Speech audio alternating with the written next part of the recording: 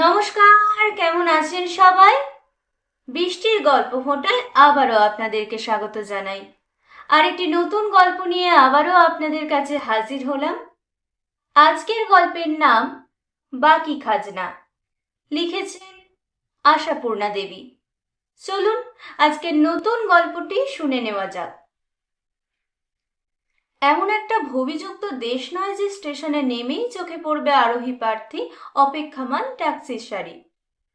এতখানি আশা করেও আসেনি এরা, সৌমেন আর সীতা।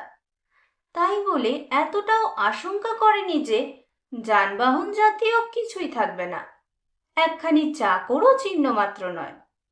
স্টেশন মাস্টার খুপড়িখানার সামনের এই গজ কয়েক টিনের শেডটার নিচে জিনিসপত্র নিয়ে দাঁড়িয়ে অসহায় দৃষ্টি মেলে অদূরে চোখের সামনে মাঠ আর জঙ্গল ছাড়া কিছুই দেখতে পেলে না বেচারারা। ট্রেন থেকে যে কয়েকজন লোক নেমেছিল ওদের সঙ্গে, বলা বাহুল্য ওদের মতো সম্ভ্রান্ত চেহারা নয়। তারা কাঁটা তারের বেড়া টপকে ওই গাছপালার মধ্যে কখন যে অদৃশ্য হয়ে গেল কে জানে। এক মেয়ে বাদিতিয়াম কুলিটাকেও আর দেখতে পাওয়া যাচ্ছে না। একটা আস্তানা মিলবে এখানে, মেলা সম্ভব?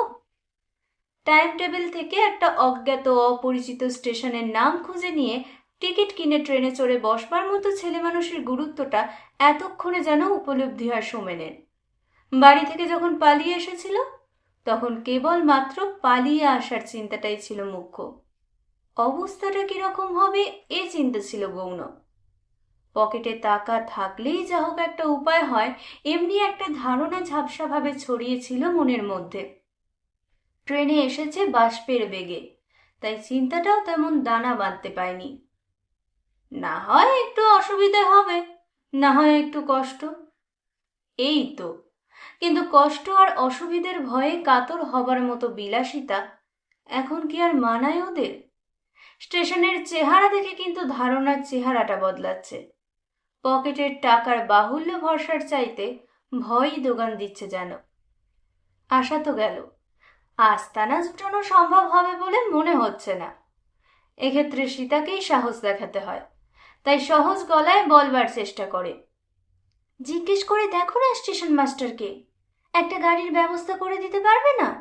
গ্রামের মধ্যে ঢুকে পড়তে পারলে কিছু উপায় হবে। নিহাত না হয় গাছতলা থেকেও নেয়নি কেড়ে। হাসবার চেষ্টা করে সীতা, তাও কেড়ে নিতে পারে। দেশে আর কিছু না থাক, থানা পুলিশ গোছের কিছু একটা অবশ্যই আছে। বাহ, থানা পুলিশের কথা উঠছে কেন? আমরা চোর নাকি? সোমেন গম্ভীরভাবে একটু হাসে। নয়, তার প্রমাণ কি? তুমি আমার বিবাহিতা স্ত্রী, এটা বিশ্বাস করাতে হলেও তো কলকাতার আত্মীয় স্বজনের কাছে ফিরে যেতে হবে। ও আবার কি কথা ছিরি? তার মানে? সীতা ভুরু কুঁচকোয়। তার মানে পৃথিবীর প্রত্যেকটি ব্যক্তি অবিশ্বাসের প্রস্তুতি নিয়েই চড়ে বেড়াচ্ছে। কামিনী আর কাঞ্চন, এই দুটো বস্তুর সঙ্গে গাছতলায় বাসটা কি ঠিক খাপ খাওয়াতে পারবে কেউ? উহু, পুলিশ লেলিয়ে লেলিয়ে দেবে। দেখছি নেহাতি ছেলে মানুষই হয়েছে কাজটা। সীতা তীক্ষ্ণস্বরে বলে, তবে তুমি কি চাও, ফিরতি ট্রেনে কলকাতায় ফিরে যেতে? এখনই অতটা নয়, তবে মনে হচ্ছে বিপদে পড়তে হবে হয়তো। বিপদ? সীতা শান্ত স্থির দৃষ্টিতে সুমনের দিকে তাকালো। এখনো বিপদের ভয় করো তুমি? মুহূর্তে স্তব্ধ হয়ে গেল সোমেন। ক্ষণপূর্বের অসতর্ক চাপল্য অতর্কিত আঘাতে মাথা হেঁট করল যেন। এতক্ষণে যেন খেয়াল হলো কেন পালিয়ে এসেছে এখানে। কি লজ্জা, কি লজ্জা! রহস্যালাপের অভ্যাসটা এখনো কেন ভুলে যায়নি সোমেন। সুটকেসটার ওপর চুপ করে বসে থাকে দুজনে। মনে হচ্ছে এমনি করেই বুঝে বসে থাকবে যুগান্তর ধরে। বুকে চাপানো আছে অনন্তকালের পাষাণ ভার, চোখের দৃষ্টিতে অনন্তকালের নিরুপায় প্রশ্ন, কোথায় গেল, কেন গেল?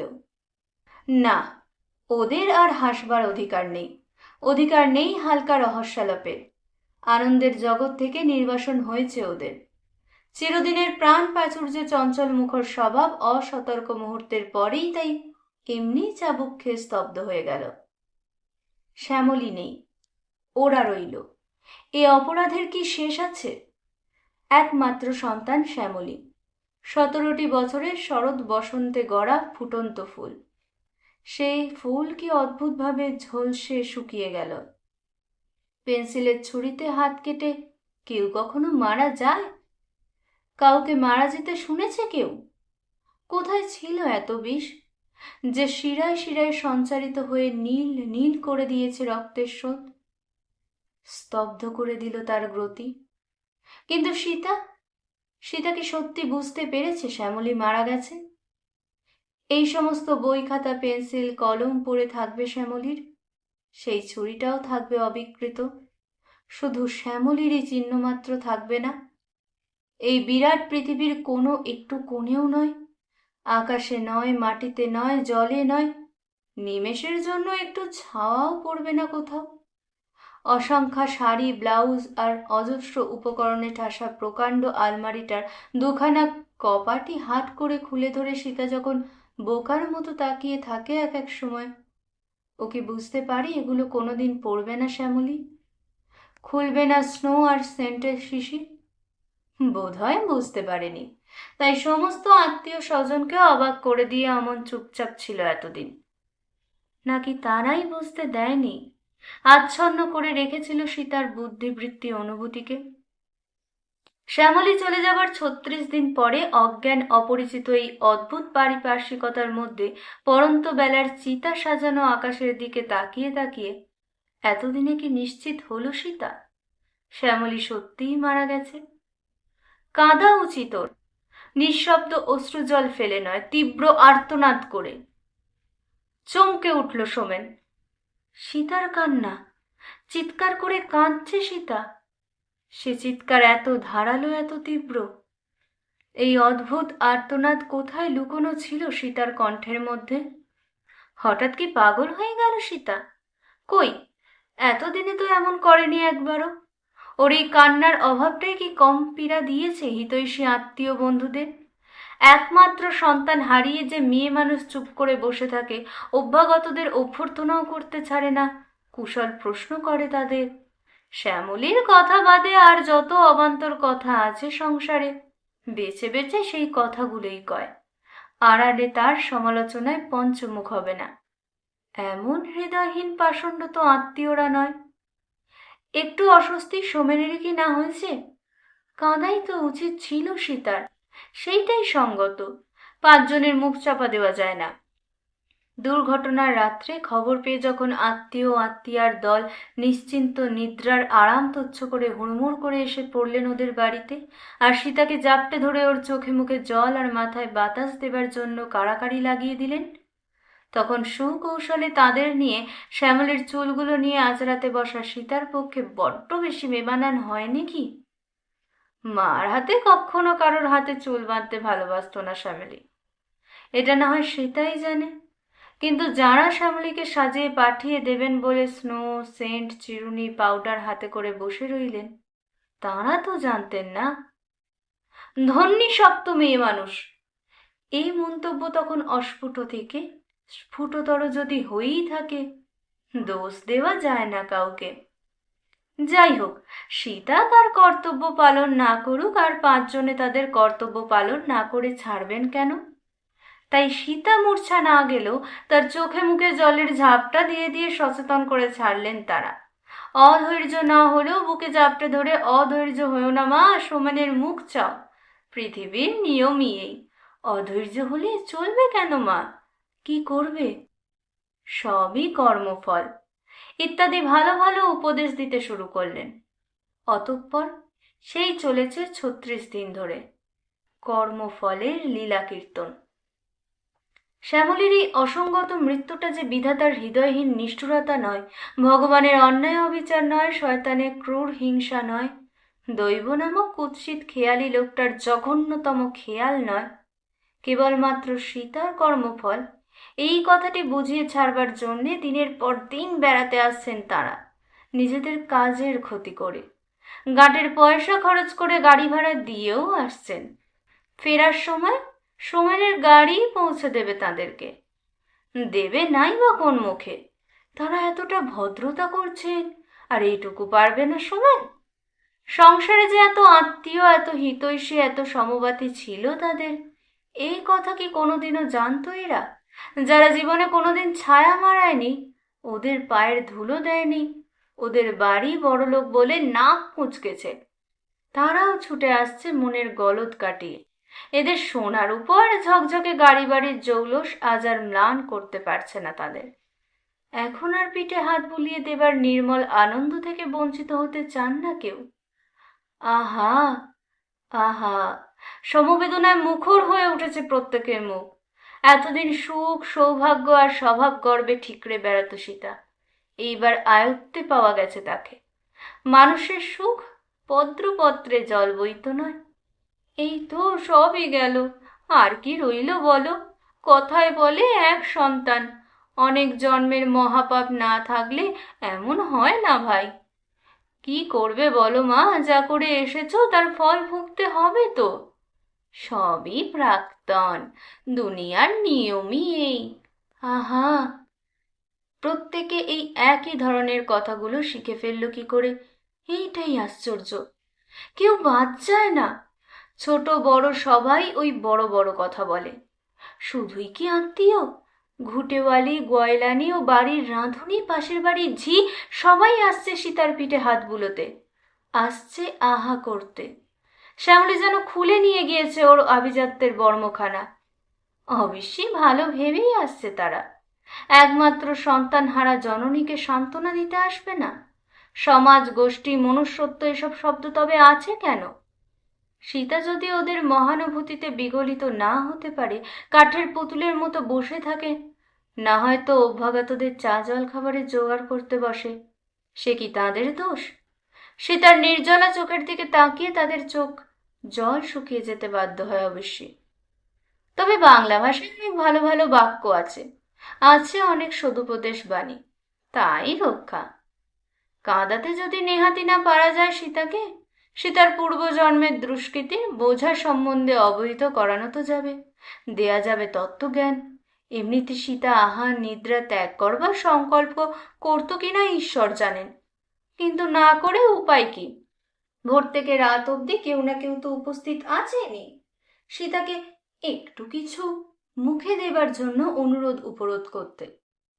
এক ফোঁটা শরবত নিয়ে কেউ যদি সাদাসাদি করতে থাকে, জানাতে থাকে করুণ মিনতি, একটু গলায় না ঢাললে শুকিয়ে নির্ঘাত মারা যাবে সীতা বলে আক্ষেপ করতে থাকে, কোন মুখে আর তাদের সামনে ভাত ডাল খাবার বায়না ধরবে সীতা?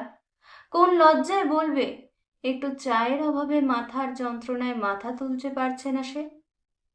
নিদ্রার সময় আছেন জেঠতুতো খুড়শাশুড়ি। দুঃসংবাদের বার্তা পেয়ে যিনি দেশ থেকে ছুটে এসেছেন একটি খ্যাপাটে ছেলে, দুটি আইবুড়ো মেয়ে, বিধুবাবু আর গুটি 3-4 নাতি নাতনি নিয়ে, একেবারে নিকট আত্মীয় বলেই ফেলে যেতে পারছেন না। সীতাকে কাছে নিয়ে শোবার ভার নিয়েছেন তিনি। অদ্ভুত অধ্যবসায় ভদ্রমহিলার, সে কথা স্বীকার করতেই হবে। ঘুমকে এমন কন্ট্রোল রাখা কম লোকের পক্ষেই সম্ভব। প্রায় সারা রাত ধরে তিনি বোঝাতে থাকেন সীতাকে, ইহলোক পরলোক, জন্ম জন্মান্তর, লীলাময়ের লীলা আর ইচ্ছাময়ীর ইচ্ছার নিগুড় তত্ত্ব। সারা না পেলেই গায়ে হাত বুলিয়ে করুণ কণ্ঠে সুদান, বৌমা, ঘুমিয়ে পড়লে নাকি মা? আমার সেই মামাতো ভাইজির কথা বলছিলাম। 3 মাসের মধ্যে স্বামী গেল, বাপ গেল, জোয়ান জোয়ান 2 ছেলে গেল। ঘরণী গিন্নি, মেয়েটা দুম করে বিধবা হলো। এখন আমার ভাইজি একরকম ভিক্ষে করেই দিন কাটাচ্ছে, অথচ কি সুখ ঐশ্বর্যে ছিল। এরকম ভালো ভালো অনেক উদাহরণ আছে তার স্টকে। সুবিধা পেলেই আমদানি করেন। গায়ে হাত দেবার পরও যদি সারা না মেলে, ঠেলা দিলেও ঘুম না ভাঙে নিতান্তই, তখন হাই তুলতে হয় তাকে। ঘুমিয়ে পড়েছে, আহা, ঘুমই ওষুধ, সর্বসন্তাপরিণী নিদ্রা। তা বৌমার মনটা খুব ভালো তাই, নইলে আমার কেষ্ট যেতে 6 মাস চোখে পাতায় এক করতে পারিনি। ঠায় বসে রাত কাটিয়েছি বলে অবশেষে চোখে পাতায় এক করেন। এই সন্দেহ অবস্টন থেকে মাথা তুলে কি করে, কোন লজ্জার মাথা খেয়ে বলবে সীতা? সোমেনের কাছে না শুলে তার ঘুম আসে না। শ্যামলীকে হারিয়েও না। 19 বছরের অভ্যাস, এত বড় আছাড় খেয়েও বুড়ো হয়ে যায়নি। হিসেব করে দেখল সীতা, শ্যামলী যাবার পর সুমনের সঙ্গে ওর প্রথম দেখা হয়েছে হাওড়া স্টেশনে। সত্যিকার দেখা। পালিয়ে যাওয়ার পরিকল্পনা যে কিভাবে কখন করতে পেরেছিল, এলোমেলোভাবে গুছিয়ে নিয়েছিল সুটকেস দুটো। নিজেরই সেটা স্মরণ নেই ভালো করে। শুধু অনবরত মনের মধ্যে ধ্বনি উঠেছে, পালাতে হবে, পালাতে হবে, যেখানে হোক, যে চুলোয় হোক। একটিবার সহজভাবে হাঁপ ছাড়তে পারবে, যেখানে যেখানে একটিবার শুধু পাশাপাশি বসতে পারবে দুজনে, নিবিড় সান্নিধ্যে সোমেনের কোলে একটু মাথা রাখতে পারবে সীতা। তাই কাউকে না জানিয়ে গভীর রাত্রের ট্রেনে পালিয়ে যাওয়ার পরিকল্পনা। জানতে পারলে কেউ দয়া করে নিতে চাইবে কিনা কে বলতে পারে। স্টেশনে এসে হঠাৎ খিলখিল করে হেসে উঠেছিল সীতা। অস্বাভাবিকভাবেই হেসে উঠে বলেছিল, খুব ঠকিয়ে আসা হলো সবাইকে, কি বলো? ঠকিয়ে? অবাক হয়েছিল সোমেন। তা নয় তো কি, সকালবেলা এসে সকলে দেখবে পাখি পলাতক, কি মজা। খুড়িমাকে শুদ্ধ না জানিয়ে আসাটা কেমন হলো কে জানে। সোমেন বলেছিল এ কথা। এতটা অ্যাডভেঞ্চার বোধ হয় তার ঠিক ধাতস্থ ছিল না। যা হলো তা হলো, উফ বাবা, বাঁচা গেছে। কর্মফলের হাত থেকে নিষ্কৃতি পাওয়া গেল তো তবু। ট্রেনে চড়েও সারা পথ নানান ছেলে মানুষই করলো সীতা। ডালমুট কিনে খেলো কোনো একটা স্টেশনে, খেলো মাটির ভাঁড়ের অখাদ্য চা। সুমন কি ক্ষুব্ধ হয়েছিল তাতে? না। ক্ষতির পরিমাণ যতই প্রবল হোক, যত তীব্র হোক বেদনা, পুরুষ চায় তাকে চাপা দিতে, চায় বিশ্বস্ত হতে। বরং ক্ষতিকে সহ্য করে নিতে পারে, সহ্য করতে পারে না শোককে। আর পুরুষের কাছে ভারাক্রান্ত নারী হৃদয়ের চাইতে ভয়াবহ বস্তু আর কি আছে? তাই ভেবেছিল বোধহয় সামলাতে পেরেছে সীতা। ভাবতে পারেনি আচমকা এমনি বুক ফাটা আর্তনাদে বিদীর্ণ হয়ে যাবে, হারিয়ে ফেলবে নিজেকে। থামাবার চেষ্টা বৃথা হলো, আরো বেড়ে যাচ্ছে তাতে। উথলে উঠছে উত্তাল সমুদ্র। 36 দিন পরে সত্যি করে অনুভব করলো সোমেন, শ্যামলী মারা গেছে। কিন্তু এ কি? কোথায় ছিল এত লোক? এই জনবিরল প্রান্তরের মাঝখানে মুহূর্তের মধ্যে কি করে জমে উঠল জনতা? মাটি ফুঁড়ে উঠল নাকি? কুলি, কামিন, ঝাড়ুদার, স্টেশন মাস্টার, ফায়ারম্যান, সিগন্যালার, কে নয়? আশ্চর্য! কিন্তু এতগুলো কৌতূহলী দৃষ্টির সামনে কি করে বরদাস্ত করবে সোমেন নিজের কোলের উপর সীতার এলো চুল ছাড়ানো মাথাটাকে? কি করবে নিষ্ঠুরের মতো ঠেলে তুলে তাকে বসিয়ে না দিয়ে? স্টেশন মাস্টার লোকটি বয়স্ত, দায়িত্বটাও তারই বেশি। কাজী সোমেনকে ডেকে প্রশ্ন না করে ছাড়েন না তিনি। সোমেন প্রশ্নের উত্তরে হতাশ, প্রশ্নই করে। নেহাতি শুনতে চান কারণটা? দেখুন, আবার তো একটা ডিউটি আছে, কিন্তু যদি মনে না করেন, আপনার স্ত্রী বোধহয় মাথার একটু দোষ আছে মনে হচ্ছে, ঠিক না? সোমেনের ইচ্ছা হলো বলে হ্যাঁ তাই, কিন্তু অসুবিধা তাতে বাড়বে বই কমবে না। অগত্যা খুলেই বলে কারণটা, বলতে বাধ্য হয়। আর সঙ্গে সঙ্গে সহানুভূতিতে শিউরে গলে পড়েন ভদ্রলোক। অ্যাঁ, বলেন কি?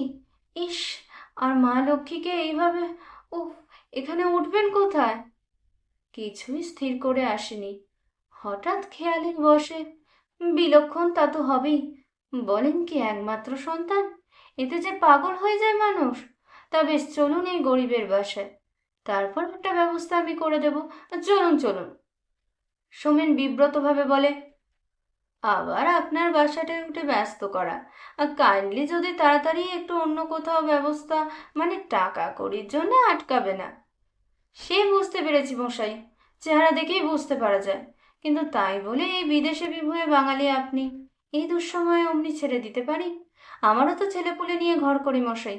আচ্ছা, আমি গিয়ে বলছি মা লক্ষ্মীকে।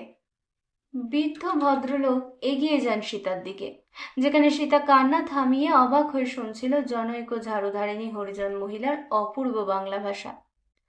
সংসার মে हरदम वही तो एक घटना হচ্ছে দিদি, আসছে পেয়ে যাচ্ছে, वाघमणि को कुछ दोष ना আছে, এত तुमको करम फल, वही जन्म में तुम। স্টেশন মাস্টার মশাইয়ের আগমনে তার বাক্যস্রোতে বাধা পড়ে। করুণা বিগলিত কণ্ঠে মাস্টার মশাই বলেন, বুড়ো ছেলের কথাটি যে রাখতে হবে মা লক্ষ্মী। সীতা আরো অবাক হয়ে তাকায়। আমাকে বলছেন? হ্যাঁ মা, তোমাকেই বলছি। শুনলাম সমস্তই। কি আর করবে বলো মা, সবই জানি, সবই আমার কর্মফল। সীতা শান্ত গলায় বলে। ওর হাত এড়াবার জো নেই। তাও বুঝতে পারছি এবার। এখন শুধু দয়া করে বলতে পারেন কলকাতায় ফেরবার নেক্সট ট্রেন কটায়? কেমন লাগলো আজকের গল্পটি? অবশ্যই কমেন্টের মাধ্যমে জানাবেন। একটি লাইকের মাধ্যমে আমাদেরকে আগে পৌঁছাতে উৎসাহ দেবেন। দেখা হবে খুব শীঘ্রই নতুন একটি গল্পের সাথে।